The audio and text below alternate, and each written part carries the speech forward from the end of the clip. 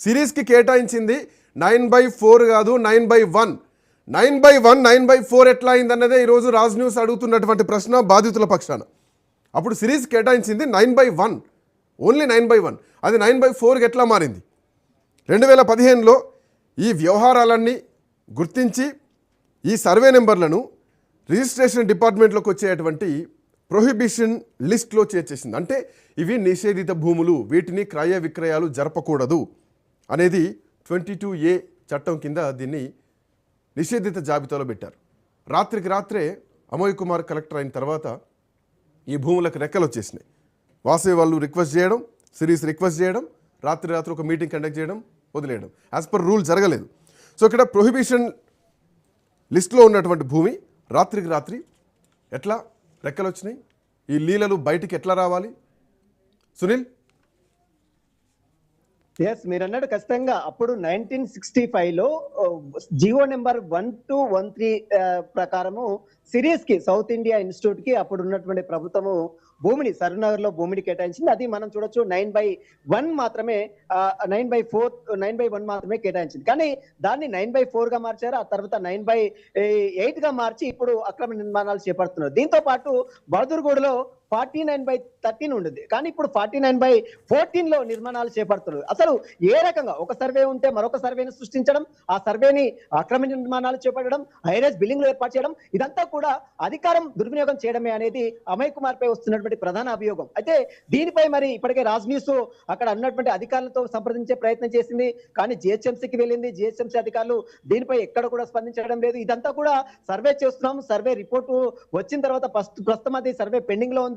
పూర్తిగా సర్వే అంతా కంప్లీట్ అయింది. దాని ఆర్డర్ మాత్రము ఇంకా పెండింగ్ లో ఉంది. ఆర్డర్ రిజర్వ్ లో ఉందంటూ కూడా అధికారులు చెప్తున్నారు. దీంతో పాటు జిహెచ్ఎంసీ కమిషనర్ కర్ణన్ కూడా కలిసే ప్రయత్నం అటు రాజ్ న్యూస్ బృందం చేసింది, కానీ ఇప్పటివరకు కలెక్టర్ ఎక్కడ కూడా అపాయింట్మెంట్ ఇవ్వడం లేదు, ఫోన్ కు రిప్లై ఇవ్వడం లేదు, మనం పంపిన మెయిల్ కూడా రిప్లై ఇవ్వడం లేదు. అతను దీనిపై ఎంక్వైరీ జరుగుతుందని మాత్రం అక్కడ కింది స్థాయి ఉన్నటువంటి సిబ్బందులు చెప్తున్నారు. ఇదంతా కూడా ప్రభుత్వం పూర్తిగా సర్వే చేయించింది. సర్వే రిపోర్ట్ ఇంకా పెండింగ్ లో ఉంది. సర్వే రిపోర్ట్ వచ్చిన తర్వాత దీనిపై మరి యాక్షన్ తీసుకుంటారా లేదా అనేది మాత్రము సునీల్, వాస్తవానికి సిరీస్ అంటే కన్ఫ్యూజ్ అవ్వద్దు ప్రేక్షకులు కూడా. వాసవి లాగానే మళ్ళీ సిరీసా అని చెప్పి కన్ఫ్యూజ్ అవ్వద్దు. సౌత్ ఇండియా రీసెర్చ్ ఇన్స్టిట్యూట్ అంటే ఒక ఇన్స్టిట్యూషన్కి ప్రభుత్వం భూములను కేటాయిస్తుంది. అది 1965లో ఏర్పాటైంది సిరీస్, South Indian Research Institute. So దశాబ్ద కాలం నుండి ఈ భూములను సిరీస్ కొనుగోలు చేస్తోంది. వాస్తవానికి పాయింట్ ఏంటంటే ఇది రిజిస్ట్రేషన్ కాలేదు, కేవలం సేల్ ఆఫ్ డీడ్ మాత్రమే అయింది. దీనిలో ఇంకో పాయింట్ ఏంటంటే వాస్తవానికి ప్రభుత్వాలు భూములు కేటాయిస్తే థర్డ్ పర్సన్కి అమ్మడానికి, థర్డ్ పార్టీకి అమ్మడానికి ఆప్షన్ లేదు, అమ్మొద్దు. బట్ 1965లో 9/1 సరూర్ నగర్ విలేజ్లో, 49/13 బహదూర్గూడలో సిరీస్కి ప్రభుత్వం కేటాయించింది 37 ఎకరాలు. అయితే ఇక్కడే అసలైనటువంటి ట్విస్ట్, ఒక ఆన్సర్ రావాల్సినటువంటి అవసరం ఉంది.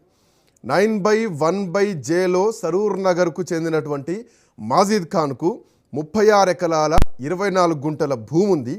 ఈ భూమిలోనే సిరీస్ నిర్మాణాలు చేపస్తుంది. ఈ భూమినే సర్వే నెంబర్లు మార్చి చూపిస్తే మా భూమిలో హైరైజ్ టవర్స్ కడుతున్నారని చెప్పేసి మాజిద్ ఖాన్ వారసులు ఆరోపిస్తున్నటువంటి అంశం.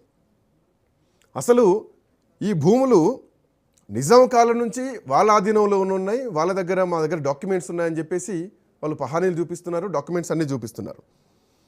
ఇంత భూమిలో నిర్మాణం జరుగుతుంటే మోరోవర్ వాసవికి నిర్మాణానికి జిహెచ్ఎంసీ పర్మిషన్ ఎట్లా ఇచ్చింది? మాజిద్ ఖాన్ వారసులు ఎంట్రీ ఇచ్చి వాళ్ళు కూడా జిహెచ్ఎంసీకి ఫిర్యాదు చేయడం జరిగింది. భూ ఆక్రమణల పైన ఆరోపణలు రాగానే పెద్ద స్థాయిలో అంటే ఏడీ స్థాయిలో సర్వేలు జరిగినాయి.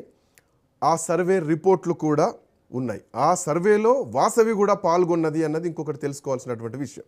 వాసవికి చెందినటువంటి వాళ్ళు, ఆ సర్వే రిపోర్ట్ ఇంకా అట్లానే ఉంది, డెసిషన్ పెండింగ్లో ఉంది. అది పెండింగ్లో ఉండగానే ఈ కన్స్ట్రక్షన్స్ ఇంకా నడుస్తూనే ఉన్నాయి, టవర్లు పెరుగుతూనే ఉన్నాయి.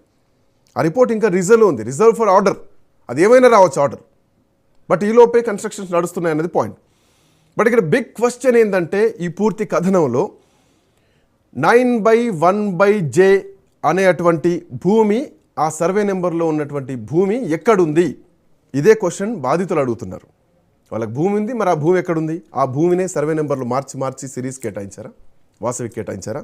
సమాధానం దీనిపైన రావాలి. జిహెచ్ఎంసీకి రాజ్ న్యూస్ మెయిల్ చేసింది, వాసవికి కూడా మెయిల్ చేసింది. మేము రమ్మన్నాం, డిబేట్లో రండి, పార్టిసిపేట్ చేయండి అని చెప్పాం.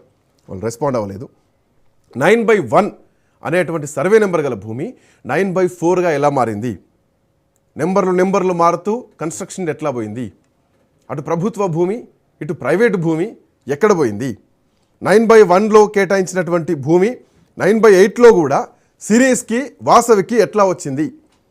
9/1లో ఉండాల్సిన వాళ్ళు 9/5 సర్వే నెంబర్లోకి ఎలా వచ్చారు? అంత ఈజీ కాదు. వందల వేల కోట్ల విలువ చేసేటువంటి భూమి సర్వే నెంబర్లు మార్చుతూ ఎలా ఆక్యుపై చేసుకుంటున్నారు?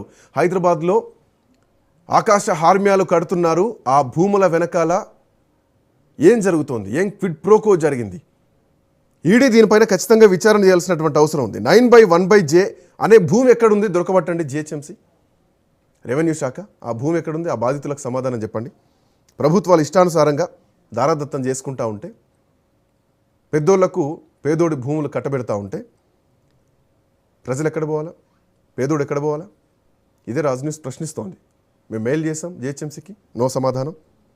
అమోయ్ కుమార్ పైన ఇప్పటికే ఆరోపణలు ఉన్నాయి. దీనిపైన ఈడీ ఎట్లా రియాక్ట్ అవుతుంది? ఈ భూములకు సంబంధించి జిహెచ్ఎంసీ ఎట్లాంటి రియాక్షన్ వస్తుంది? వేచి చూడాలి. That's all for now. Next updates continue అయితే. Keep watching Raj news.